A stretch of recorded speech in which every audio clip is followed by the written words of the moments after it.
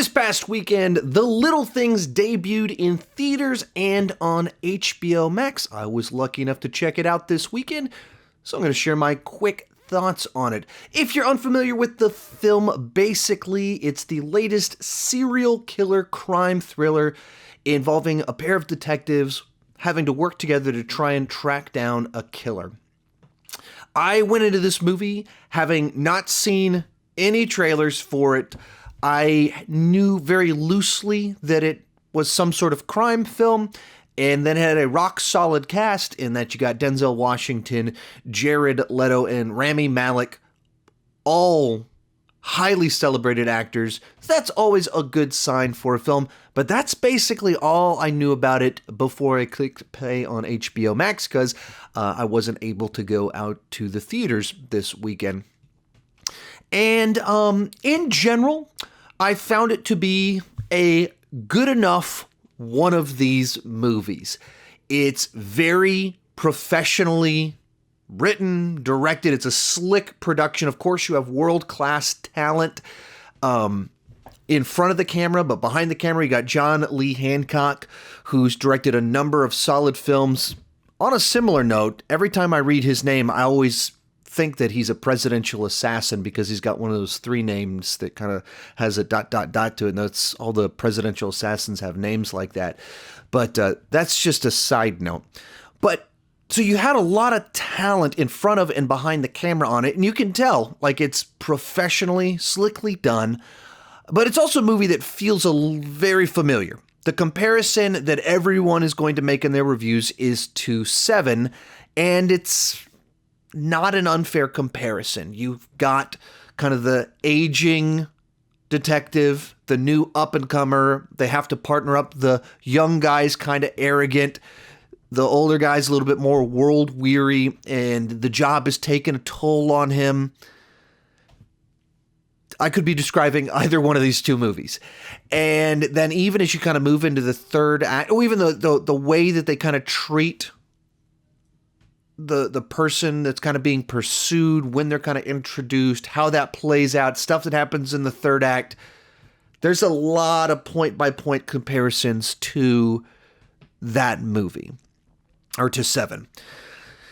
And I don't want to overstate that like it does different things with it. It is a very different film. The themes that it's exploring, the way that it tackles this, the pacing of the story, the style of the direction. There's a lot that's very different about it, but anyone being honest has to acknowledge that there's similarities between the two films. It boils down to a climax that it feels like a lot of people are pretty split on where the movie ends. I'll have a spoiler section after I give my score on it at the very end. I'll give you my spoiler thoughts on what it does.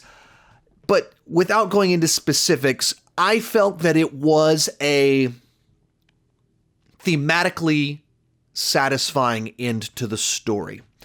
I can see why some people would be like, wait a minute, this doesn't work. That's not what I signed up for. I wanted to, and they had all other thoughts as to what they wanted at the end.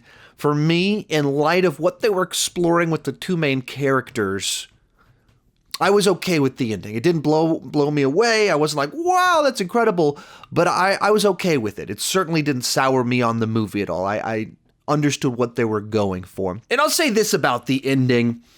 Because so much of the film did kind of have some parallels to Seven, where they kind of go with the ending made me reinterpret the nature of the film and what they were trying to do in a way that did, in certain ways, distinguish it from Seven, because it made it clear that this was a thematic ending, and therefore the movie's much more about what it's doing with the characters, their arcs, that exploration, those themes, and that is quite different from what Seven does in the end of its film, which also has a thematic ending to it, but in a very different sort of way that closes things out in a totally different manner from what this film does.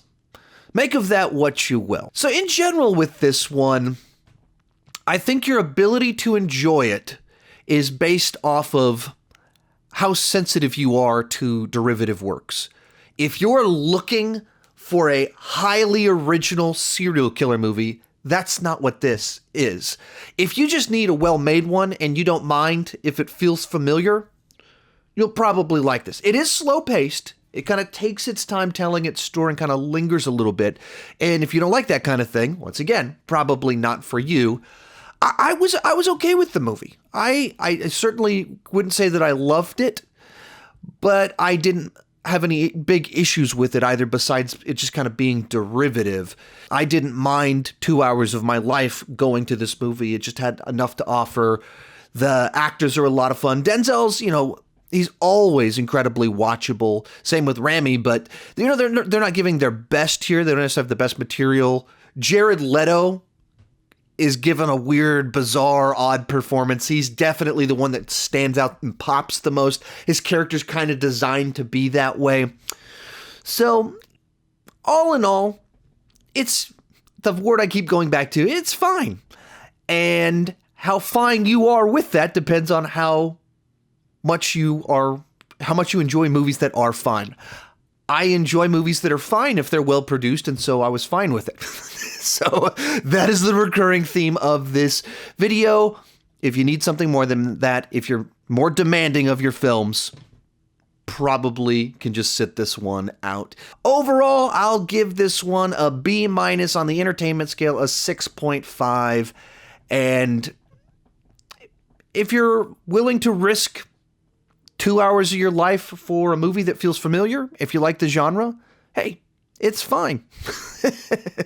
It's certainly a red box type movie. It's not one that you need to risk getting a deadly disease going out to the theaters to go see. Just watch it on HBO Max. Yeah, don't red box it. Watch it on HBO Max with your subscription already, and that'll work for you.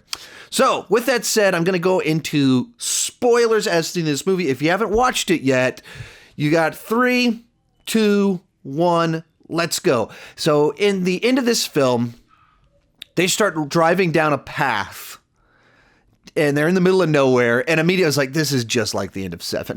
This is like exactly Seven. And even the killer guy, or the Jared Leto's character, I guess you can't call him killer guy, Jared Leto's character is taunting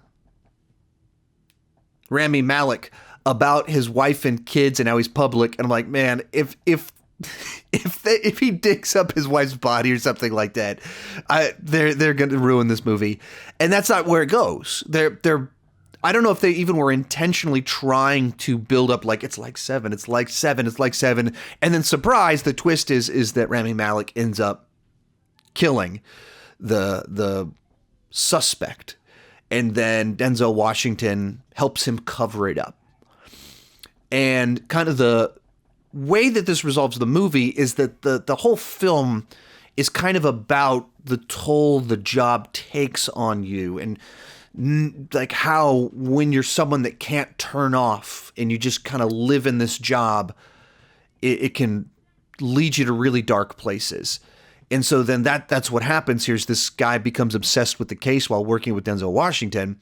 And so he goes so far that he's just convinced himself that it's okay. Like he just goes so far that he ends up going on this incredibly risky, foolish trip with the guy where the guy's just trying to get under his skin. And then he does, and Rami kills him.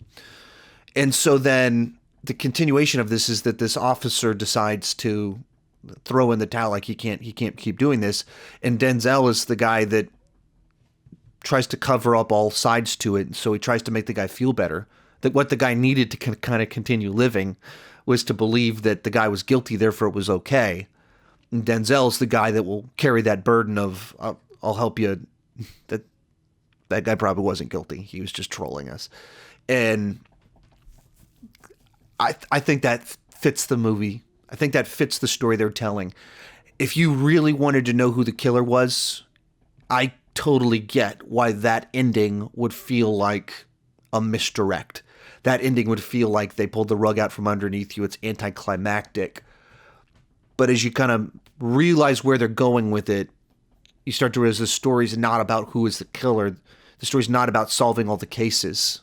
Because you look at what they were doing with Denzel Washington's character, that he's like obsessing over all these past crimes and stuff like that. But that's not what the movie was about. The movie was about the obsession, not the answer, not the solution. and that obsession destroys these guys. And so I was okay with the ending. Like I said, I didn't love it. The movie in general was just a little bit too right there in the middle for me to be able to go like, yeah, it was amazing. But it worked well enough for me. For what they were doing, it was interesting to me, I guess. Where you had a movie that seemed to be copying Seven an awful lot. The ending to it reframes the movie and you go, huh, I guess the movie wasn't quite just Seven. It was about some other stuff too. So that's my take on the movie. Let me know your thoughts down below. If you're going to talk about the ending, kind of give that spoiler warning since this is both a non-spoiler and spoiler review. Thank you so much for watching.